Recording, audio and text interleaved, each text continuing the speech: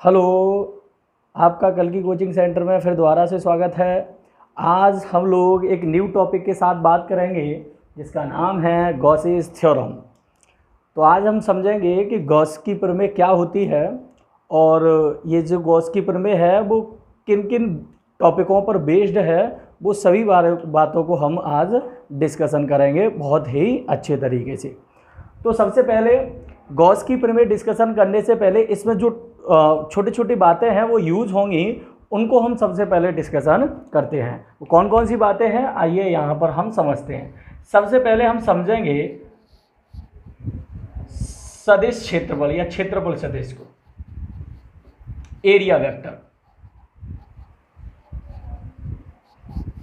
ये क्या होता है, क्योंकि इसका गॉस की प्रमेय में बहुत ही बड़ा यूज है। अगर आप ये नहीं समझेंगे तो गॉस की प्रमेय नहीं समझेंगे। मतलब कहने का अर्थ ये है, गॉस की प्रमेय को हमें छोटी छोटी बातों को पढ़ के फिर उसके बाद बिल्डअप करना, अपने आप ऑटोमेटिकली आप समझ जाएंगे कि गॉसेस थ्योरम क्या होती है। डायरेक्ट लेंगे कि गॉस की प्रमेय परिभाषा बता दी कि ये वो, कुछ नहीं। उससे पहले हम जो उसमें बातें यूज होंगी, जो छोटे छोटे टॉपिक हैं, उनको हम समझते हैं। तो सबसे पहले हम समझेंगे क्षेत्रफल सदिश या एरिया वेक्टर। क्या होता है एरिया वेक्टर, आइए इसे फिगर के द्वारा हम समझते हैं। जैसे कि मान लो कि मेरे पास ये एक स्क्वायर है जिसकी एवरी भुजा ए है, और नाम दे दिया मैंने ए, बी और सी और डी। ये एक्स अक्ष और ये वाई अक्ष और ये जेड अक्ष। तो अभी मैं इसके क्षेत्रफल की बात करूं तो आप तो तुरंत बता देंगे सर इसका क्षेत्रफल क्या होगा। ए स्क्वायर क्या होगा, भुजा का वर्ग। वैसे लंबाई गुणा चौड़ाई होता है। अगर आप आयत का एरिया निकालेंगे लंबाई गुणा चौड़ाई, तो लंबाई गुणा चौड़ाई, यहाँ लंबाई भी है चौड़ाई भी है, तो ए स्क्वायर। लेकिन अभी तक आपने यही चीज़ पढ़ी है, लेकिन आप अब इंटरमीडिएट में आ चुके हैं तो अभी इसकी दिशा और पढ़ेंगे, मतलब क्षेत्रफल सदिश पढ़ेंगे। तो वो किस तरीके से पढ़ेंगे, तो क्षेत्रफल सदिश का फॉर्मूला होता है, वैसे क्या होता है फॉर्मूला कि एक भुजा ए बी वेक्टर और क्रॉस मान लो बी सी वेक्टर। ए वेक्टर बराबर आप फॉर्मूला पढ़ेंगे ए बी वेक्टर और क्रॉस बी सी वेक्टर, मतलब दो संलग्न भुजाओं का क्रॉस एरिया वेक्टर को प्रदर्शित करता है। क्रॉस ही उसके एरिया वेक्टर को प्रदर्शित करता है। आप मैथ में जब वेक्टर चैप्टर पढ़ेंगे मैथ में, तो वहाँ पर एरिया निकालने के लिए ये फॉर्मूला प्रयोग होगा। कहने का अर्थ ये है कि एरिया जो है वो उसके क्रॉस के बराबर होता है। अब ये मैं दो बातें आपको समझाता हूँ क्योंकि फर्स्ट ईयर की दो बातें हैं। एक हमने पढ़ा था कि ए वेक्टर डॉट बी वेक्टर, और एक हमने पढ़ा है कि ए वेक्टर क्रॉस बी वेक्टर। अब इन दोनों का मतलब क्या है, इन दोनों का मतलब ये है कि जब इनके बीच में ये डॉट, ये चिन्ह लगा हो, तो इसका अर्थ ये है कि इनका जो भी राशि आएगी, जो भी ए बी कॉस थीटा आएगा, उसकी कोई भी डायरेक्शन नहीं होगी, दिशा नहीं होगी। इसलिए इसे बोलते हैं अदिश गुणन, स्केलर प्रोडक्ट बोलते हैं इसे। अगर मैं ए वेक्टर क्रॉस बी वेक्टर की बात करूं तो इसका होता है ए वी साइन थीटा, और यहाँ N cap. A V sine theta परिमाण के लिए, वैल्यू के लिए होता है एन कैप, क्योंकि क्रॉस का मतलब है कि यहाँ जो भी राशि आएगी उसकी एक निश्चित दिशा होगी। तो ये एन कैप उस निश्चित दिशा को व्यक्त करने के लिए लगाते हैं। तो इसके दो अर्थ आपको समझ में आए कि डॉट है तो डॉट को जो राशि प्रदर्शित करेगी वो उसकी कोई दिशा नहीं होगी, अर्थात अदिश होगी। अगर क्रॉस है तो उसमें जो भी राशि को प्रदर्शित करेगा क्रॉस, उसमें एक निश्चित दिशा होगी, वो ये एन कैप प्रदर्शित करेगा। दूसरी बात, इसे कहते हैं सदिश गुणन। सदिश गुणन कहते हैं, वेक्टर प्रोडक्ट बोलते हैं इसे। अब यहाँ पर दो बातें आपको समझ में आई कि अगर क्रॉस है तो इसका मतलब दिशा होगी, और डॉट है तो इसका मतलब दिशा नहीं होगी। तो बताइए, क्रॉस है तो इसका मतलब क्षेत्रफल की डायरेक्शन होगी। कहाँ होगी डायरेक्शन, ये भी एक फर्स्ट ईयर वाली ही बात है। तो कहाँ होती है डायरेक्शन, मैं आपको ये बातें बताता हूँ। अगर मुझे ए वेक्टर क्रॉस बी वेक्टर की यहाँ डायरेक्शन चाहिए, ए वेक्टर क्रॉस बी वेक्टर की डायरेक्शन, मैं यहाँ पर दो सदिश को व्यक्त करता हूँ, फिर आपको समझाता हूँ कि जैसे कि ये मेरा ए वेक्टर है और ये बी वेक्टर है, और इन दोनों के बीच का कोण क्या है, थीटा। यदि आप ए वेक्टर क्रॉस बी वेक्टर कर रहे हैं, यदि आप क्या कर रहे हैं, ए वेक्टर क्रॉस बी वेक्टर, तो इस हाथ को इस तरीके से घुमाते हैं कि ये उंगलियां जो हैं वो इनकी डायरेक्शन को व्यक्त करे, जैसे कि ए वेक्टर क्रॉस बी वेक्टर मतलब ए से वी की ओर, तो ये अंगूठा जो है वो इनके क्रॉस की दिशा को व्यक्त करेगा, अर्थात कि इनकी जो एन कैप की डायरेक्शन होगी, मतलब इसकी जो डायरेक्शन होगी वो कहाँ होगी। तो आप बताओ ए वेक्टर क्रॉस बी वेक्टर, तो इसका मतलब हाथ को ऐसा करना पड़ेगा, तो क्या बता रहा है कि इसकी जो दिशा होगी वो लंबवत किधर की ओर होगी, अंदर की ओर होगी। तो कहने का अर्थ क्या हुआ कि इस क्रॉस से जो राशि व्यक्त होती है उसकी डायरेक्शन इन दोनों के अविलंबवत होती है। जो भी ए बी और जो बी सी हम ले रहे हैं इन दोनों के क्या होती है, अविलंबवत होती है। अब वो अविलंबवत अंदर की ओर हो सकती है और अविलंबवत बाहर की ओर भी हो सकती है। अगर सपोज दैट कि यहाँ पर जेड अक्ष है तो इसका मतलब वो प्लस जेड अक्ष में भी हो सकती है और माइनस जेड अक्ष पर भी हो सकती है। तो बात को समझें बढ़िया तरीके से। क्रॉस का मतलब एक सदिश राशि को व्यक्त करना होता है। इसकी अगर कोई डायरेक्शन पूछे कि डायरेक्शन कहाँ होती है, तो इन दोनों, ये जिस तल में है, ये जिस भी तल में है इसके अविलंबवत, या ऊपर और या फिर अंदर। अब यहाँ ये चेक करके देखते हैं। जैसे मैंने कहा कि ए बी और बी सी ये इस तल में है, तो इसका मतलब जो ए वेक्टर की डायरेक्शन होगी वो किस अक्ष पर होगी, या तो ऊपर और या फिर अंदर। तो या तो प्लस जेड अक्ष पर या माइनस जेड अक्ष पर। तो अगर मैं इसे कहना चाहूँ कि इसे क्या लिखेंगे, तो ए वेक्टर बराबर यहाँ पर इसका वैल्यू कितना है, तो इसका वैल्यू भी ए है और इसका वैल्यू भी कितना है ए। और बताया था कि क्रॉस को खोलने के लिए क्या लगाते हैं, साइन थीटा। तो ए और क्या, साइन थीटा। यहाँ एंगल देखोगे तो कितना डिग्री है, 90 डिग्री। तो ए वेक्टर बराबर क्या हो जाएगा, ए स्क्वायर। क्या हो जाएगा, ए स्क्वायर। अगर इसकी डायरेक्शन पूछे कि डायरेक्शन कहाँ है, तो डायरेक्शन या तो जेड अक्ष के प्लस जेड अक्ष पर या माइनस जेड अक्ष पर, क्योंकि ये एक्स और वाई तल में है। अगर ये स्क्वायर कोई पूछे किस तल में है, तो एक्स और वाई तल में है। और मैंने बताया था इसकी डायरेक्शन जो होती है कि जिस भी राशि को व्यक्त कर रहा है वो जिस तल में है उसके अविलंबवत, अब या तो अंदर और या बाहर। तो ये अगर एक्स वाई तल में है तो जो ए वेक्टर की डायरेक्शन होगी वो या तो प्लस जेड अक्ष पर होगी या माइनस जेड अक्ष पर होगी। एक और फर्स्ट ईयर की बात आप समझें कि एक्स अक्ष को व्यक्त करने के लिए हम आई कैप का प्रयोग करते हैं, और वाई अक्ष को व्यक्त करने के लिए जे कैप का, और जेड अक्ष को व्यक्त करने के लिए के कैप का प्रयोग करते हैं, एक्स वाई जेड। तो अगर इसकी डायरेक्शन जेड अक्ष पर है तो हम इसको यहाँ के कैप लिख दें, कोई दिक्कत वाली बात। अच्छा, एक और बात, अब ज़रूरी थोड़ी है कि इसकी डायरेक्शन प्लस जेड अक्ष पर हुई हो सकती है, माइनस जेड अक्ष पर भी होगी। तो माइनस पे होगी तो फिर क्या यूज करेंगे, माइनस का के कैप। देखो बात समझने वाली है केवल कि मैं यहाँ पर बता रहा हूँ कि क्षेत्रफल सदिश, क्षेत्रफल सदिश का मतलब जो क्षेत्रफल एक सदिश है तो उसकी डायरेक्शन होगी कहाँ, तो उसको मैं व्यक्त करने के लिए कुछ बातें फर्स्ट ईयर में भी लेके गया कि अभी तक आपने क्षेत्रफल का फॉर्मूला क्या पढ़ा, अगर वर्ग है तो ए स्क्वायर, अगर आयत है तो लंबाई गुणा चौड़ाई, यही चीज़ पढ़ी, लेकिन अभी दिशा के बारे में नहीं पढ़ा। लेकिन आप जब इंटरमीडिएट में अभी जो आएंगे तो मैथ में भी आपको पढ़ेगा, पता चलेगा कि अगर स्क्वायर है या वर्ग है तो उसकी जो हम क्षेत्रफल निकालेंगे वो दो संलग्न भुजाओं का क्रॉस होता है। और मैंने आपको बताया क्रॉस किसको व्यक्त करता है, सदिश राशि को व्यक्त करता है। तो इसका मतलब ये क्रॉस है और ये क्षेत्रफल को व्यक्त कर रहा है, तो क्षेत्रफल एक कैसी राशि होगी, सदिश होगी। तो दिशा कहाँ होगी, तो उस दिशा को ही मैंने बताया कि जब दो राशियों का क्रॉस होता है तो इनकी डायरेक्शन कहाँ होती है, तो इनकी डायरेक्शन इन दोनों के तल के अविलंबवत होती है, परपेंडिकुलर होती है इन दोनों तल के। ये जिस तल में है, अगर मैंने मान लिया ये ए है और ये बी है, तो ये कौन से तल में है, ये वाई और एक्स में, एक्स वाई तल में है दोनों। तो इसका मतलब A vector cross B vector या B vector cross A vector की डायरेक्शन जो होगी वो कहाँ होगी, जेड अक्ष पर, या तो इधर या अंदर। तो यही बात मुझे समझानी है। तो आप क्या समझे कि सर एरिया वेक्टर की जो डायरेक्शन होती है वो कोई भी आकृति आप ले लीजिएगा, उसके जो जिस तल में होगी वो आकृति उस तल के अविलंबवत होगी। क्या होगी, अविलंबवत। यही चीज़ मैं व्यक्त करने का या आपको बताने का पूरा प्रयत्न कर रहा हूँ। तो कुछ और एग्जाम्पलों के साथ बात करते हैं, ये बातें आपको समझ में आई होंगी। एक्चुअल में मैंने डायरेक्शन के बारे में भी आपको बताया। कुछ इसी तरीके की और आकृतियों को व्यक्त करते हैं, जैसे कि मेरे पास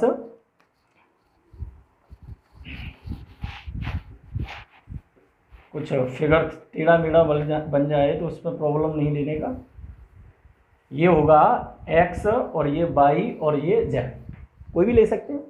यहाँ पर मैंने एक आयत काउंट कर लिया है जिसकी, ठीक है, लंबाई और चौड़ाई ये है, ये आयत है, ठीक है। अब मैं इसके एरिया के बारे में जानना चाहूँ तो एरिया क्या होगा, तो ए वेक्टर बराबर L vector cross B vector, इस तरीके से होगा इन दोनों भुजाओं का क्रॉस। ठीक है, तो ए वेक्टर बराबर एक क्रॉस को खोलते हैं तो क्या आता है, एल बी साइन थीटा आएगा, यहाँ पर साइन थीटा आएगा। और आपको पता है कि जो आयत होता है, आयत का भी प्रत्येक एंगल कितना डिग्री होता है, 90 डिग्री होता है, तो ये साइन 90 तो वैसे हट जाएगा, तो एल भी आएगा। डायरेक्शन कहाँ होगी, तो ये जो आकृति है, जो भी क्षेत्रफल है, वो जिस तल में है, तो कौन से तल में है, एक्स वाई तल में, तो इस तल के अभिलंबवत, और इस तल के अभिलंबवत कौन है, जेड। तो इसका मतलब यहाँ पर या तो के कैप होगा या फिर ए वेक्टर बराबर एल बी माइनस के कैप होगा, क्योंकि कहीं भी हो सकती है, अंदर या बाहर, क्योंकि हमें यहाँ फिक्स कंडीशन नहीं पता होती, इस वजह से हम ऐसा बोल रहे हैं। एक और कंडीशन आपको लेके मैं बता दूँ, जैसे कि इधर ले लेते हैं हम, तो जरूरी नहीं है ये एक्स वाई और जेड है। यहाँ पर मेरे पास एक वर्ग है, मेरे पास एक क्या है, वर्ग। तो अगर इसका मैं क्षेत्रफल निकालना चाहूँ, एरिया वेक्टर निकालना चाहूँ, तो वर्ग का क्षेत्रफल क्या होता है, पाई आर स्क्वायर, अगर इसकी रेडियस आर है।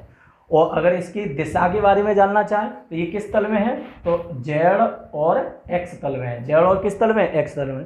तो इसके जो क्षेत्रफल की डायरेक्शन होगी वो इस तल की क्या होगी, अभिलंबवत होगी, मतलब कौन से में, वाई में। और वाई को व्यक्त करने के लिए क्या व्यक्त करते हैं, जे, और या फिर ए वेक्टर बराबर पाई आर स्क्वायर माइनस के जे, या तो अविलंबत ऊपर या अविलंबत नीचे, मतलब कहीं भी डायरेक्शन हो सकती है, कोई दिक्कत वाली बात नहीं है। तो आप एरिया वेक्टर की डायरेक्शन समझना सीख रहे हैं कि अगर कोई भी आकृति है तो उसके जो क्षेत्रफल की डायरेक्शन है वो कहाँ होती है, उस पृष्ठ के अविलंबत, बाहर या फिर अंदर। ये हो गया, ये अभी तक जो तुमने समझे वो 2D फिगर को समझा। 2D मतलब केवल 2 एक्सिस को लेके चल रहा था। अब हम समझेंगे 3D फिगर में एरिया डायरेक्शन जो होता है, क्षेत्रफल सदिश होता है, उसकी डायरेक्शन कहाँ होगी। छोटी छोटी बातों से हम इस चीज़ को बिल्डअप कर रहे हैं, बड़े आसानी से समझेंगे चीज़ों को। जब ये चीज़ें आप समझ जाएंगे तो कोई दिक्कत वाली बात आएगी नहीं। अभी मेरे पास एक घन है, क्यूब है मेरे पास एक, ये लीजिएगा क्यूब बन के तैयार हो गया।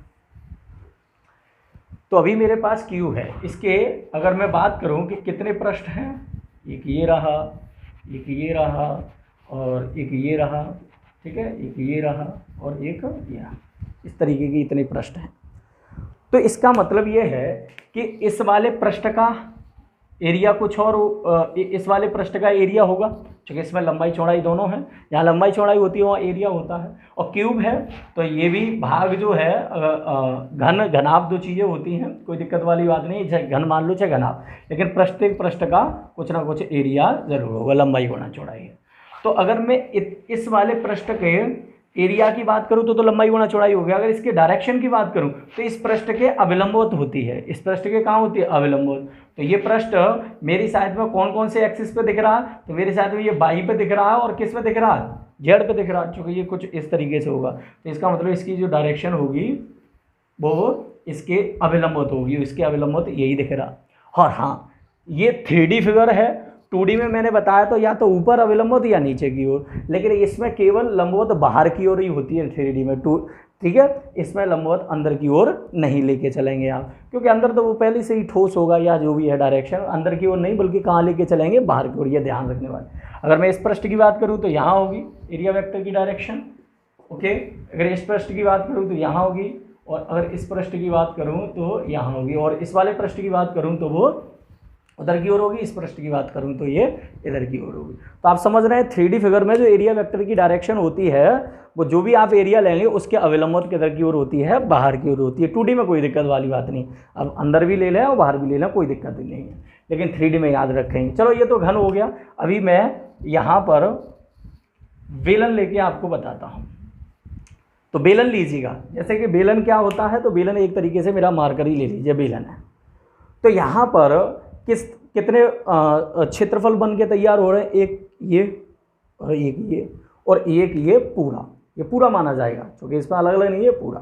तो यहाँ 3 बन के तैयार हो रहे हैं। अगर मैं इसके क्षेत्रफल की डायरेक्शन जानना चाहूँ तो अविलंबवत ऊपर की ओर, और इसके जानना चाहूँ तो इधर की ओर, और इसके जानना चाहूँ तो इधर की ओर। तो उसी चीज़ को मैं यहाँ पर व्यक्त कर देता हूँ थोड़ा सा। अगर मुझे इतने इतने की डायरेक्शन चाहिए तो अविलंबवत ऊपर की ओर, अगर इसकी डायरेक्शन चाहिए तो अविलंब, क्योंकि मैंने बताया था 3D में बाहर की ओर ही होती है, तो इसका अविलंबवत इधर और ये, और इसकी जानना चाहें तो इधर, और इधर की जानना चाहें तो इधर। वैसे तो गोल होता है, कोई दिक्कत वाली बात नहीं। आप यहाँ रख देंगे तो यहाँ, और यहाँ रख देंगे तो यहाँ, और यहाँ रख देंगे तो यहाँ, और यहाँ रख देंगे तो यहाँ, मतलब उस पृष्ठ के अविलंबवत बाहर की ओर। ये बात हुई 3D फिगर पर। आप एरिया वेक्टर जो सदिश क्षेत्रफल है उसकी डायरेक्शन कहाँ होती है ये बात समझ पाए, तो सदिश क्षेत्रफल की डायरेक्शन क्या होती है, जो भी आप पृष्ठ ले रहे हैं उस पृष्ठ के अविलंबवत बाहर की ओर। 3D है, 3D का ही ज़्यादातर काम चलेगा, 2D है तो आपको मैंने बातें समझा दी क्यों होती है, उस चीज़ को भी मैं आपको आसानी से समझा पाया कि ये डायरेक्शन क्यों होती है। मैंने कुछ फर्स्ट ईयर की बातों से आपको समझाया। अब एक बात हम कंप्लीट कर पाए कि एरिया वेक्टर क्या होता है, इसकी डायरेक्शन कहाँ होती है। मैंने कुछ 2D फिगरों से समझाया आपको और कुछ 3D फिगरों की जानकारी ले पाई। अब मैं इसे आगे लेकर चलता हूँ। ओके, अब आगे की ओर बढ़ते हैं। आगे की ओर क्या है तो समझते हैं। तो सबसे पहले अब हम समझेंगे वैद्युत फ्लक्स। वैद्युत फ्लक्स, इलेक्ट्रिक फ्लक्स क्या होता है।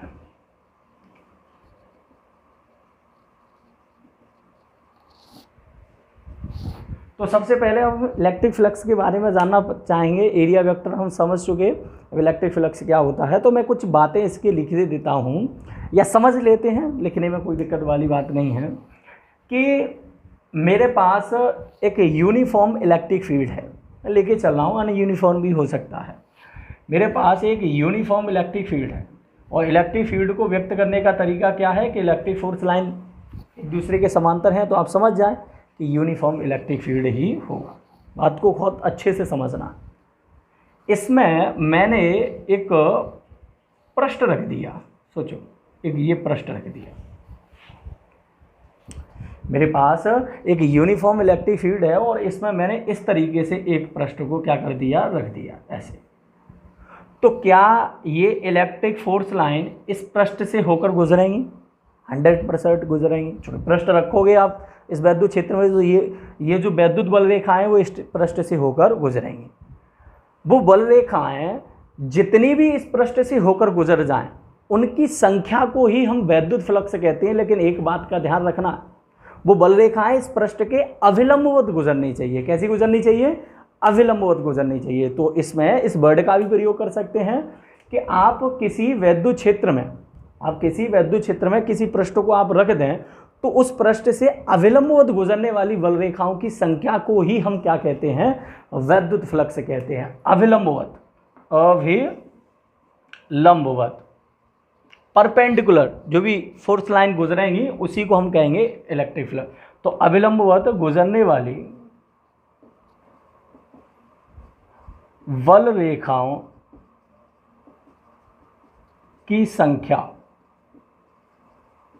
को ही क्या कहते हैं?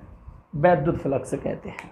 कहने का अर्थ आप समझ पाए कि मेरे पास कोई भी वैद्युत क्षेत्र होगा, उस वैद्युत क्षेत्र में अगर मैं कोई पृष्ठ रख दूं तो उस पृष्ठ में से वो बल रेखाएं गुजरेंगी, लेकिन उन बल रेखाओं का कौन सा पार्ट गुजरना चाहिए? अविलंबवत। ठीक है, जो बल रेखाएं अविलंबवत गुजरे उन्हीं को काउंट करके जितनी गुजरेंगी उसको हम वैद्युत फ्लक्स कहते हैं। तो अभी ये मैंने पृष्ठ इस तरीके से रखा है कि ये जो force line, electric force line जो गुजर रही हैं इसमें से वो परपेंडिकुलर ही गुजर रही हैं। क्या गुजर रही है? परपेंडिकुलर। तो अगर मैं इसमें अभी फाई का मान पूछूं तो कितनी गुजर रही है? 3। एक तरीके से देखना चाह रहे हैं तो 3 गुजर रही हैं, अविलंबवत गुजरने वाली बात। ओके, अभी मैं इसमें थोड़ा सा बदलाव करने का प्रयत्न करता हूँ। एक और बात, अभी इसके हम फॉर्मूले की बात करें कि इसका फॉर्मूला क्या होगा, वैद्युत फ्लक्स का फॉर्मूला क्या होगा। तो देखो 2 तरीके होते हैं फॉर्मूले के, या तो तुम डायरेक्ट बता दो। अगर मैं इसका डायरेक्ट फॉर्मूला बता दूं कि सर इसे फाई ई से व्यक्त करते हैं और फाई ई बराबर होता है ई vector dot A vector, E vector dot A vector. अभी मैंने बताया था डॉट को आप खोलेंगे तो क्या निकलेगा? ई ए और कॉस थीटा। क्या निकलेगा? ई ए और कॉस थीटा। तो इसका फॉर्मूला होता है फाई ई बराबर ई वेक्टर डॉट ए वेक्टर या ई ए कॉस थीटा। लेकिन बात हमें ये सीखनी है कि ये फॉर्मूला आया कैसे। क्योंकि अगर ये बात समझ जाए कि फॉर्मूला आया कैसे, तो फिर याद करने का मतलब ही नहीं बनता कि क्या चीज़ क्या होती है। तो वैद्युत फ्लक्स क्या होता है कि किसी वैद्युत क्षेत्र में आप कोई पृष्ठ रख दें, उस पृष्ठ में से जो अविलंबवत बल रेखाएं गुजरती हैं उसी को संख्या को हम क्या कहते हैं, वैद्युत फ्लक्स कहते हैं। अभी मैंने पृष्ठ ऐसे रखा है कि ये बल रेखाएं जो हैं वो इसमें से अविलंबवत गुजर रही हैं, तो जितनी गुजर रही उन्हीं की संख्या को फ्लक्स कहेंगे। तो अभी 3 गुजर रही, तो मैंने वैद्युत फ्लक्स कितना कह दिया, यहाँ पर 3 बोल दिया है। आप अगर थोड़ी सी कल्पना करें, इमेज करें, तो देखो इस तरीके से मैंने पृष्ठ रखा, बल रेखाएं ऐसी गुजरेंगी, तो यह विलंबवती हो गई, तो जितनी गुजर जाए उनकी संख्या को हम क्या कहते हैं, वैद्युत फ्लक्स कहते हैं। अब थोड़ा सा मैंने अभी बताया कि इसके फॉर्मूले को हम जानना चाह रहे हैं कि एक्चुअल में फॉर्मूला क्या है, कि किस तरीके का है, समझें। अभी मेरे पास ये इलेक्ट्रिक फील्ड है, अभी मैं यहाँ पर एक स्ट्रॉन्ग इलेक्ट्रिक फील्ड लेना चाह रहा हूँ, एक यहाँ पर प्रबल वैद्युत क्षेत्र लेना चाह रहा हूँ, प्रबल वैद्युत क्षेत्र। अभी मैं यहाँ पर हैवी वैद्युत क्षेत्र लेना चाह रहा हूँ, स्ट्रॉन्ग इलेक्ट्रिक फील्ड लेना चाह रहा हूँ, इसकी अपेक्षा। अब आप बताइए, आपने अगर पिछली क्लास की वीडियो देखी होंगी तो मैंने बताया था कि वैद्युत बल रेखाएं अगर पास पास हैं हो जाएं तो वैद्युत क्षेत्र जो है उतना ही क्या होगा, स्ट्रॉन्ग होगा, और अगर वैद्युत बल रेखा जितनी दूर दूर होंगी उतना ही वैद्युत क्षेत्र दुर्बल होगा। तो अभी वैद्युत बल रेखाएं इतनी दूर दूर हैं, और अभी मैं अगर इसकी अपेक्षा यहाँ प्रबल वैद्युत क्षेत्र ले रहा हूँ तो यही मुझे वैद्युत बल रेखा बिल्कुल कैसी दिखानी पड़ेगी, पास पास। लीजिए, ठीक है। अभी मैं जो पृष्ठ है वही पृष्ठ यहाँ पर रख रहा हूँ, जो भी पृष्ठ है वही पृष्ठ। तो आप खुद सोचो कि अगर वैद्युत क्षेत्र यहाँ पर कम है, कैसे पहचान कर रहे हैं कि वैद्युत बल रेखा जितनी दूर दूर है उतना वैद्युत क्षेत्र का मान क्या होगा, कम होगा, और वैद्युत बल रेखा जितनी पास पास है उतना ही वैद्युत क्षेत्र का मान क्या होगा, हैवी होगा। हैवी होगा तो आप मुझे बताइए, इसमें से जो बल रेखाएं हैं वो ज़्यादा गुजरी या कम गुजरी? पृष्ठ का एरिया वही है, लेके चलिए कि पृष्ठ जितना है, जितना बड़ा यहाँ है उतना ही बड़ा यहाँ है, लेकिन मैंने फील्ड को क्या कर लिया, स्ट्रॉन्ग कर दिया। फील्ड को स्ट्रॉन्ग करने का तरीका मैंने बता दिया। तो आपने यहाँ पर देखा कि अभी यहाँ पर 3 लाइनें गुजर रही थी, अभी 1 2 3 4 5 6, तो अभी यहाँ फ्लक्स कितना हो गया, 6 हो गया। तो क्या समझे कि फ्लक्स बढ़ गया। इसका मतलब क्या समझ पाए, 2 बातें मैंने आपको बताई भी हैं कि एक राशि दूसरे के समानुपाती हो तो इसका अर्थ क्या है, एक राशि दूसरे के व्युत्क्रमानुपाती हो तो इसका अर्थ क्या है। हर छोटी सी छोटी बात को आपको मैंने बताया। समानुपाती का मतलब ये है कि एक राशि का वैल्यू बढ़ रहा है तो दूसरी राशि का वैल्यू भी बढ़ेगा, और एक राशि का वैल्यू अगर घट रहा है तो दूसरी राशि का वैल्यू भी घटेगा। समानुपाती का मतलब बढ़ने पर बढ़ेगा और घटने पर। व्युत्क्रमानुपाती में जस्ट अपोजिट, एक अगर बढ़ रहा है तो दूसरा घटेगा, और दूसरा अगर घट रहा है तो एक क्या होगा, बढ़ेगा। तो ये 2 चीज़ों का मतलब समझे। तो अभी आपने यहाँ पर देखा कि वैद्युत क्षेत्र को स्ट्रॉन्ग किया, ज़्यादा लिया, तो यहाँ फ्लक्स बढ़ा, तो इसका मतलब फ्लक्स का मान वैद्युत क्षेत्र पर निर्भर करता है, कैसा, तो समानुपाती, अनुक्रमानुपाती या समानुपाती आप कह सकते हैं। क्यों, क्योंकि बढ़ाने पर बढ़ गया। अब एक और बात, अभी यहाँ पर ये मेरे पास वैद्युत क्षेत्र है, मैं यहाँ पर एक और एग्जाम्पल लेके चर्चा करता हूँ। ये मेरे पास वैद्युत क्षेत्र है, यही इलेक्ट्रिक फील्ड 1 2 3 4 5 दिखाता हूँ मैं थोड़ा सा दूर दूर, ठीक है। और मैं यहाँ पर इस पृष्ठ के एरिया को बढ़ा रहा हूँ, पृष्ठ का एरिया अब इतना बड़ा करता हूँ सरकार, ऐसे समझे, इतना बड़ा ले लिया है, पृष्ठ का एरिया बढ़ा दिया। तो आप बताएं, पहले इसमें से केवल कितनी फ्लक्स रेखाएं गुजर रही थी, 3, लेकिन अब देखोगे तो कितनी, 1 2 3 4, कितनी गुजर रही हैं, 4। तो आप बताइए, क्या पृष्ठ का एरिया बढ़ाने पर फ्लक्स का वैल्यू बढ़ रहा है? बिल्कुल ऑफकोर्स बढ़ रहा है। मैंने यहाँ क्षेत्र को कांस्टेंट रखा है, क्षेत्र को नहीं बदला, सिर्फ एरिया को बदला। एरिया मैंने बढ़ाया तो बल रेखा ज़्यादा गुजरी, इसका मतलब क्या है कि सर फ्लक्स का मान जो है वो एरिया पर भी निर्भर करता है, वो भी समानुपाती। जो भी आप पृष्ठ रख रहे हैं उस पृष्ठ के एरिया पर भी निर्भर करेगा, वो भी कैसा, समानुपाती। तो आप देख पा रहे हैं कि अगर इन दोनों बातों को आप इन फिगरों के द्वारा समझ पाए कि मैंने यहाँ पर इलेक्ट्रिक फील्ड को, पहले तो फ्लक्स होता क्या है कि जो भी आप एक पृष्ठ लेंगे उसमें से अविलंबित जो लाइनें गुजरेंगी उसे हम फ्लक्स कहते हैं, ठीक है, जो भी अविलंबित गुजरेंगी। तो मैंने यहाँ पर ये फिगर से आपको समझाया ये लाइनें अविलंबित गुजर रही हैं, तो ये ठीक है, जितनी भी गुजर रही हैं उसे हम फ्लक्स, ये 3 गुजर रही हैं 3।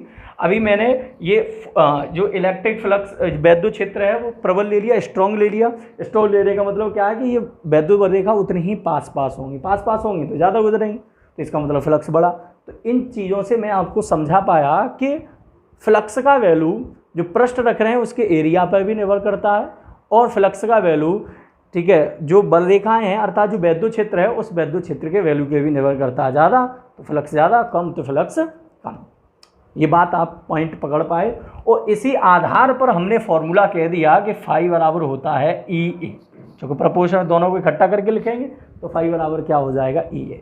लेकिन एक बात समझ में नहीं आई, फाई बराबर ई ए तो सही, लेकिन ये कॉस थीटा कहाँ से आ गया भाई, इसे भी तो समझना बहुत ज़रूरी है।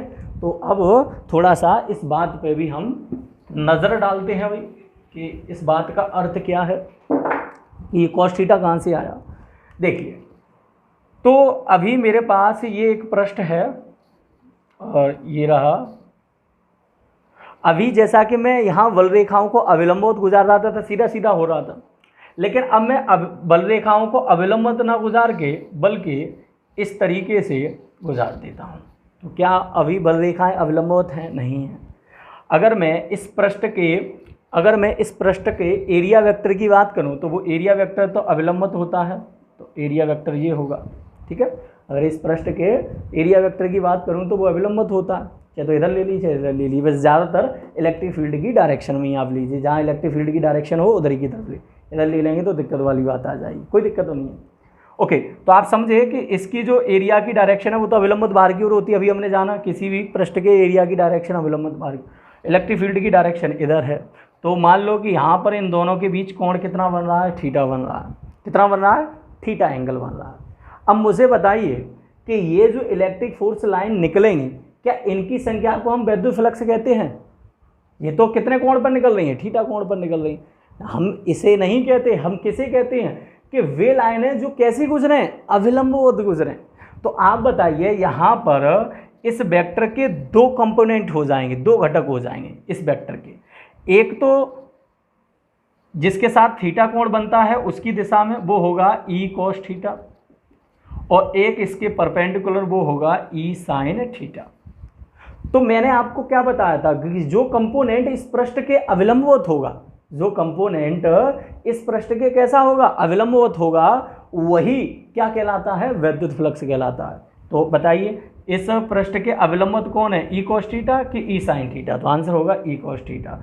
तो इस वजह से अगर कोई भी वैद्युत बल रेखाएं इस पृष्ठ से कोई एंगल बना रही हों, वो भी किससे, इससे, तो फिर फाई बराबर फॉर्मूला होता है ई, और फिर ए की जगह होगा ई ए कॉस, सॉरी यहाँ पर गलत कह दिया मैंने, यहाँ पर ई ए होता है, यहाँ क्षेत्रफल तो ए है ही, ए, और ई की जगह क्या है, ई कॉस थीटा, तो ई कॉस थीटा। तो आप कह देंगे फाई बराबर ई ए कॉस थीटा। इसी प्रकार यहाँ कॉस थीटा हो तो क्या लगाते हैं, डॉट, तो ई वेक्टर डॉट ए वेक्टर। तो क्या समझे आप कि डॉट से क्या प्रदर्शित होता है कि फ्लक्स एक कैसी राशि है, अदिश राशि है। तो आप इसकी दिशा के चक्कर में भी ना पड़े, क्योंकि यहीं से स्पष्ट हो गया कि फ्लक्स एक कैसी राशि है, अदिश राशि है। दूसरी बात कि इसका फॉर्मूला कैसे आया, ई A cos theta, her point को मैंने समझा। ई ए का कैसे आया तो मैंने पहले एग्जांपल देके समझाया, कॉस थीटा कैसे आया तो वो अभी समझा कि मान लो कि यहाँ से जो इलेक्ट्रिक जो वैद्युत क्षेत्र है, इलेक्ट्रिक फील्ड है, वो इसके एरिया से थीटा एंगल बना के निकल रहा है, या एरिया को छोड़ो, हम तो इस तरीके से गुजार रहे हैं, ठीक है। अब इसका एरिया कहाँ होता है, तो पृष्ठ के अविलंबित। क्या होता है, पृष्ठ के अविलंबित। मान लो कि ये एरिया से थीटा कोण बना रहा है। अब मुझे बताओ कौन सी वाली बल रेखाएं को हम फ्लक्स कहते हैं, तो वे रेखाएं जो कैसे गुजरे, अविलंबित गुजरे। तो आप बताओ इस ई का कौन सा घटक इस अविलंबित डायरेक्शन में है, तो ई कॉस थीटा, क्योंकि ई साइन थीटा तो है नहीं, ई साइन थीटा तो इस पृष्ठ की डायरेक्शन में होगा, तो इस वजह से हमने ई कॉस थीटा को ही लिया। अब आपके माइंड में एक बात आएगी कि सर ई कॉस थीटा की वजह से फ्लक्स उत्पन्न हो रहा है, ई साइन थीटा की वजह से क्यों नहीं फ्लक्स उत्पन्न हो रहा। बात समझना ये भी जरूरी है। ई कॉस थीटा इस पृष्ठ के अविलंबित गुजर रहा है, ई साइन थीटा इस पृष्ठ के समांतर गुजर रहा है। तो आपके माइंड में ये प्रश्न आएगा कि ई साइन थीटा की वजह से फ्लक्स क्यों नहीं उत्पन्न हो रहा, ई कॉस थीटा की वजह से क्यों उत्पन्न हो, ये समझना भी बहुत ज़रूरी है। आइए इस बात को हम समझते हैं, अभी फॉर्मूला के बारे में हम जान पाए। अब अच्छा, अभी इस एग्जाम्पल से ही आप लीजिएगा। अभी मान लो कि ये पृष्ठ इस तरीके से है और वैद्युत क्षेत्र ऐसा, तो यहाँ से बल रेखाएं अविलंबित गुजर रही हैं, जितनी गुजर जाए उसे हम फ्लक्स कहेंगे अविलंबित। अभी मान लो कि इस पृष्ठ को मैं ऐसे रख दूं और बल रेखा तो ऐसे जा ही रही है, तो आप बताइए बल रेखाएं और पृष्ठ जो हैं वो अभी इसके कैसे हो गई समांतर, तो क्या कोई भी बल रेखा इस पृष्ठ से होकर गुजरेगी? कहाँ से गुजरेगी? इसे स्पर्श करके ही तो जाएगी, हमें उसमें घुसाना है। जब तक घुसेंगे नहीं तब तक फ्लक्स उत्पन्न नहीं होगा। तो आप क्या समझे कि यदि बल रेखाएं जो वैद्युत क्षेत्र है उस पृष्ठ के अगर समांतर है तो कोई भी फ्लक्स उत्पन्न नहीं होगा, जीरो होगा फ्लक्स का वैल्यू। अगर वो अविलंबवत है तो जितनी गुजर जाए उनकी संख्या को। तो इस वजह से मैंने ई साइन थीटा नहीं लिया, आपके माइंड में आई बात। ई कॉस थीटा क्यों लिया? क्योंकि ये पृष्ठ के अविलंबवत है। पकड़ पा रहे हैं बातों को कि नहीं पकड़? यही चीज़ हमें आपको समझानी है। अब ये आप ये समझ पाए, फ्लक्स तो एक छोटी सी बात है कि सर किसी पृष्ठ को आप वैद्युत क्षेत्र में रख दीजिएगा, उस पृष्ठ से जो भी बल रेखाएं जो हैं उसके अविलंबवत गुजर जाएं, उसकी कुल संख्या को हम फ्लक्स कहते हैं। उस पृष्ठ के अविलंबवत जो गुजर जाएं उनकी बल फ्लक्स कहते हैं। लेकिन महत्वपूर्ण बात ये थी कि ये फॉर्मूला कैसे आता है। फाई बराबर E A cos theta E vector dot A vector. Dot क्यों लगाते हैं? जो कॉस थीटा है तो डॉट और साइन थीटा है तो क्रॉस। अगर डॉट है तो ये कैसी राशि को व्यक्त करेंगे? अदिश। तो मतलब ये भी स्पष्ट हो गया कि वैद्युत फ्लक्स एक कैसी राशि है? अदिश राशि है। तो आप इस बात को बड़े अच्छे से समझ पाए कि एक्चुअल में कौन सी बात क्या होती है। अभी इस पर डिस्कशन चल रहा है, अभी आप ये ना समझें कि डिस्कशन नहीं चल रहा। ओके, मैं आगे की ओर बढ़ता हूँ और इसे और ढंग से समझाने का प्रयत्न करता हूँ। अभी जैसे कि हमने जाना कि फाई ई बराबर क्या होता है? ई ए और कॉस थीटा। फाई बराबर क्या होता है? ई ए कॉस थीटा। अभी मैं ये पूछूं ये थीटा क्या है, तो ध्यान होना चाहिए थीटा ई और ए के बीच का कोण है। तो यहाँ लिख देता हूँ ई वेक्टर व ए वेक्टर के बीच का कोण है। कहने का अर्थ क्या है कि angle between the E vector and A vector. अब इस पर कन्फ्यूजन हो जाती है, अगर कोई न्यूमेरिकल पूछ ले तो वो कन्फ्यूजन क्या होती है, आइए इसे कुछ पॉइंटों के आधार पर हम समझते हैं। अभी मैं एक पॉइंट कह दूं कि मेरे पास एक पृष्ठ है और इसमें से ध्यान रखना मेरे पास कोई पृष्ठ है और इसमें से जो वैद्युत क्षेत्र है वो इसके अविलंबवत है। वैद्युत क्षेत्र इसके क्या है? अविलंबवत। कहने का अर्थ कि वैद्युत क्षेत्र इस पृष्ठ के अविलंबवत है, इस पृष्ठ के अविलंबवत है। अब बात पकड़ना, अगर मैं यहाँ पर वेक्टर जो क्षेत्रफल की डायरेक्शन व्यक्त करना चाहूँ तो उस क्षेत्रफल की डायरेक्शन भी कहाँ होगी? अविलंबवत बाहर की ओर, तो उसकी डायरेक्शन भी इधर होगी। अगर ये वो तो फिक्स चीज़ है, वैद्युत क्षेत्र की डायरेक्शन बदलती रहेगी। चलो, तो मैंने अभी कहा कि यहाँ वैद्युत क्षेत्र इस पृष्ठ के अविलंबवत है और क्षेत्रफल की डायरेक्शन व्यक्त करना चाहा तो हमने देखा यहाँ पर कि वो भी अविलंबवत बाहर की हो। तो आप बताइए जब वैद्युत क्षेत्र इस पृष्ठ के अविलंबवत है तो ए और ई के बीच का कोण कितना है? 0 डिग्री। कितना है? 0 डिग्री। तो फिर फाई बराबर क्या फॉर्मूला होगा? तो ई ए कॉस 0। तो फाई बराबर होगा केवल ई ए। क्या होगा? केवल ई ए। तो इसी वजह से हमने कहा कि अगर पृष्ठ से अविलंबवत जो लाइनें गुजर रही हों उनकी कुल संख्या को ही फ्लक्स कहते हैं, क्योंकि फिर एंगल का कोई खेल नहीं रहता, क्योंकि कोई 0 मैक्सिमम प्राप्त होगी, जितनी अधिक से अधिक प्राप्त हो जाएंगी। इस वजह से हम कह रहे हैं। मैं एक सेकंड पॉइंट की यहाँ पर बात कहना चाहूँ, कन्फ्यूज़न कहाँ आती है वो कन्फ्यूज़न को लेके चलता हूँ। अभी मेरे पास ये एक पृष्ठ है और मैंने ये कह दिया कि जो वैद्युत बल रेखाएँ हैं वो इस पृष्ठ के समांतर जा रही हैं। कैसी जा रही हैं? समांतर। यहाँ पर जो हमारा पृष्ठ था उस पृष्ठ के वैद्युत और क्षेत्र कैसा था? वैद्युत क्षेत्र अविलंबवत था। ठीक है। और यहाँ पर वैद्युत क्षेत्र कैसा है? समांतर है। किसके? तो पृष्ठ के। पृष्ठ के यहाँ पर वैद्युत क्षेत्र क्या है? समांतर। तो आप खुद सोचिए, अगर पृष्ठ के वैद्युत क्षेत्र समांतर है, अगर मैं यहाँ पर, ठीक है, अगर इस पृष्ठ के मैं एरिया वेक्टर की बात करूँ तो वो तो अविलंबवत बाहर की ओर होगा, तो मान लो इधर की ओर होगा ई वेक्टर, और वैद्युत क्षेत्र किधर की ओर है? ऊपर की ओर। तो आप बताओ इन दोनों के बीच कितने डिग्री का एंगल बनना? 90 डिग्री का। तो थीटा बराबर कितना? 90। तो फाई बराबर क्या होता है? ई ए कॉस 90, और कॉस 90 की वैल्यू क्या होती है? 0 होती है। क्या होती है? 0।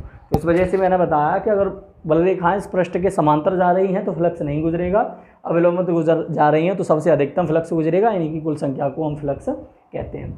तो यहाँ पर कन्फ्यूज़न ये पैदा हो जाती है कि जैसे कि एक बात आप यहाँ से समझें कि मेरे पास ये एक छोटा सा पृष्ठ है, कोई कन्फ्यूज़न नहीं होनी चाहिए, एकदम बढ़िया से समझेंगे हम। ये पृष्ठ है, यहाँ से जो इलेक्ट्रिक फील्ड है वो इस तरीके से गुजर रहा है, यहाँ से इलेक्ट्रिक फील्ड इस तरीके से गुजर रहा है, ऐसे ले लीजिए। अगर मैं यहाँ पर क्षेत्रफल की डायरेक्शन व्यक्त करना चाहूँ तो क्षेत्रफल की डायरेक्शन अविलंबवत किधर की ओर होगी, बाहर की ओर होगी या अंदर की ओर होगी, जो भी है 2D फिगर है तो कोई दिक्कत वाली बात नहीं है। तो आप मान लीजिएगा कि ये पृष्ठ इस तरीके से रखा है, ठीक है। अब ये पृष्ठ इस तरीके से रखा है तो इसके क्षेत्रफल की डायरेक्शन ये होगी। अब आप यहाँ कहीं यहाँ व्यक्त कर दिए, चलो मैंने यहाँ व्यक्त कर दी है, कैसे सोच लीजिएगा, ठीक है, कि इस तरीके से मैंने ए वेक्टर की डायरेक्शन अविलंबित व्यक्त कर दी, ठीक है। अब यहाँ पर एंगल पृष्ठ के साथ बना हुआ एंगल देता है कि जो वैद्युत क्षेत्र है वो पृष्ठ के साथ कुछ, इसे ऊपर ही व्यक्त कर लीजिए अन्यथा ना थोड़ा सा सेटअप नहीं बनेगा कि ये ए वेक्टर की डायरेक्शन अविलंबित बाहर की ओर। अच्छा, यहाँ पर जो एंगल है वो ये वाला दे देता है कि पृष्ठ के साथ बना हुआ कोण वैद्युत क्षेत्र 30 डिग्री का कोण बनाता है। तो बताओ फ्लक्स क्या होगा, तो हम क्या कर देंगे, फाई बराबर क्या होता है ई ए, और थीटा कितना है 30, और cos 30 की वैल्यू क्या होती है ई ए √3/2। और ये बात क्या हो जाएगी गलत, क्यों, क्योंकि हमें ये एंगल प्रयोग नहीं करना बल्कि ए वेक्टर और ई वेक्टर के बीच का एंगल प्रयोग करना है। तो वो कितना होगा 60 होगा, 30 नहीं होगा, 60 चौक पूरा 90 है। तो यहाँ पर 60 प्रयोग करेंगे तो कितना आ जाएगा, हाफ 1/2 आ जाएगा। समझ पा रहे हैं बात को। तो ये गलतियां हैं। सबसे पहले हमें ये समझना है थीटा एंगल क्या होता है, तो क्षेत्रफल सदिश और वैद्युत क्षेत्र के साथ बना हुआ कोण होता है। क्षेत्रफल सदिश की डायरेक्शन सदैव कहाँ होती है, तो उस पृष्ठ के अविलंबित बाहर की ओर, उस पृष्ठ के अविलंबित किधर की ओर होती है, बाहर की ओर। ये छोटी छोटी बातों को आपको क्लियरली समझना है। ओके, अब मैं आगे की ओर बढ़ता हूँ। फॉर्मूला आप समझ गए कि फ्लक्स क्या होता है। अब मैं आपको फ्लक्स निकलवाता हूँ। अभी तो मैंने 2D फिगर की बात की, अब मैं 3D फिगर में फ्लक्स आपको निकलवा के दिखाता हूँ कि 3D फिगर में आप फ्लक्स किस तरीके से निकाल सकते हैं। जैसे कि मान लो कि मेरे पास एक घन है, ओके, ये इस तरीके का घन दे रखा है मेरे पास। धीमे धीमे आप गॉस की प्रमेय की ओर बढ़ रहे हैं, पहले चीज़ों को समझें। यहाँ पर जो इलेक्ट्रिक फील्ड है वो इलेक्ट्रिक फील्ड इस तरीके से है, यूनिफॉर्म है, एक समान वैद्युत क्षेत्र है। तो आपसे ये पूछेगा कि इस घन के प्रत्येक फलक से पृष्ठ, इस वाले को या तो आप फलक बोल सकते हैं या पृष्ठ बोल सकते हैं। तो घन में कितने पृष्ठ होते हैं, तो 6 पृष्ठ होते हैं। देखो, एक ये वाला 1, और एक ये वाला 2, और ये 3, ये 4, और ये 5, और ये ऊपर वाला 6 पृष्ठ होते हैं। तो प्रत्येक पृष्ठ से देखना चाहो, इसे 1 कह दो, इसे 2 कह दो, इसे 3, इसे 4, और इसे 5, और ये सामने दिख रहा है, चलो इसे मैं कह दे रहा हूँ 6, ठीक है। तो मैंने 6 पृष्ठ ले लिए। तो चलो मैं φ1 निकालना चाहूँ तो क्या होता है, तो ई ए और cos थीटा होता है, ध्यान रहना चाहिए। चलो φ1 देखते हैं। यहाँ वैद्युत क्षेत्र की डायरेक्शन किधर की ओर है, वो तो दिख रही है। अगर मैं यहाँ पर इसके क्षेत्रफल की डायरेक्शन देखना चाहूँ तो मैंने बताया था कि जो 3D फिगर होती हैं, जो क्लोज्ड आकृति होती है, बंद आकृति होती हैं, उनमें केवल आप बाहर की ओर ही दिखाएंगे, लंबवत बाहर की ओर। तो ए वेक्टर की डायरेक्शन ये। आप बताइए यहाँ पर ई ए थीटा की वैल्यू कितनी है, एक की डायरेक्शन इधर, एक की डायरेक्शन इधर, तो 180। cos 180 की वैल्यू क्या होती है, -1, तो माइनस के ई ए। इसी प्रकार आप φ2 निकालें, φ2 कहाँ, ये। अब देखो बात को पकड़ें तो फिर समझें। तो अगर मैं इसके क्षेत्रफल की डायरेक्शन देखना चाहूँ तो अविलंबित किधर की ओर होगी, नीचे की ओर। बताओ, बाहर की ओर ही होती है, अंदर तो ले जाएंगे, तो अविलंबित। और क्षेत्रफल और वैद्युत क्षेत्र की डायरेक्शन तो कितने डिग्री का एंगल, 90 डिग्री का। तो आप बताओ ई ए और cos 90 की वैल्यू बताओ क्या होती है, 0, तो φ2 तो 0। इसी प्रकार हम φ3 निकालना चाहें तो φ3 आप निकालोगे तो यहाँ पर देख लीजिएगा, यहाँ पर वैद्युत क्षेत्र की डायरेक्शन ये दे रही है। अगर मैं क्षेत्रफल की डायरेक्शन देखना चाहूँ तो वो भी क्या होगी, इसी की दिशा में होगी। तो ई ए और क्या होगा, दोनों के बीच का एंगल 0। तो φ3 बराबर यहाँ पर केवल क्या आएगा, ई ए आएगा। देखो पकड़ो बात को। अब यहाँ 5 और 6 की और मैं बात कर लूँ। चलो 5 की बात करूँगा तो इसकी भी डायरेक्शन कहाँ होगी, अविलंबित ऊपर की ओर कहाँ होगी, अभी लंबवत ऊपर की ओर। अभी 4 5 6 रह गया, चलो कोई दिक्कत वाली, मैंने सीधा सीधा लिख दूंगा। तो इसकी डायरेक्शन अवेलेबल तो कितने डिग्री का एंगल, 90 डिग्री का। तो इसका मतलब क्या है कि 5 भी क्या आएगा, 0। दूसरी बात एक और समझें, अगर मैं इस 4 वाले की बात करूँ तो इस 4 वाले की डायरेक्शन अविलंबित किधर की ओर होगी, उधर की ओर होगी, और वैद्युत क्षेत्र की डायरेक्शन इधर है, तो कितने डिग्री का एंगल, 90 डिग्री का। तो इसका मतलब 5 4 भी 0।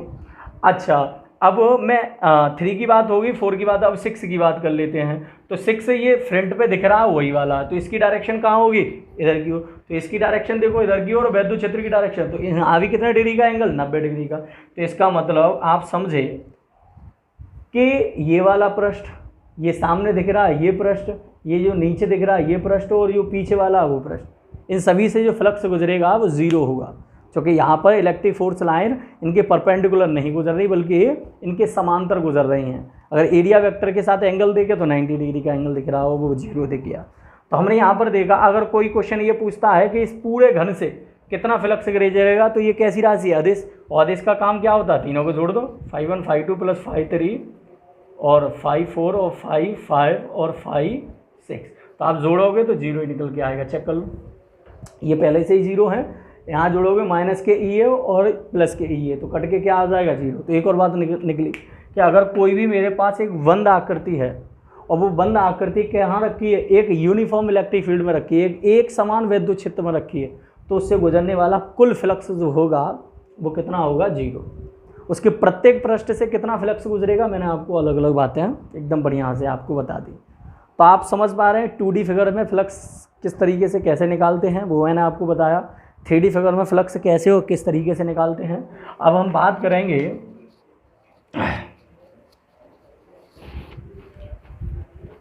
एक और बात होगी अब हमारी, वो चलो एक और एग्जांपल ले लेते हैं 3D फिगर का ही, वेलन।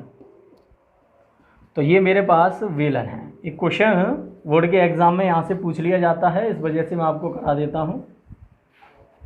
ये रहा मेरे पास एक वेलन। तो अभी मैंने बताया था वेलन के 3 पृष्ठ होते हैं, और ये भी एक समान इलेक्ट्रिक फील्ड में रखा है, जो इस तरीके से है। ठीक है, बात को पकड़, ये रहा।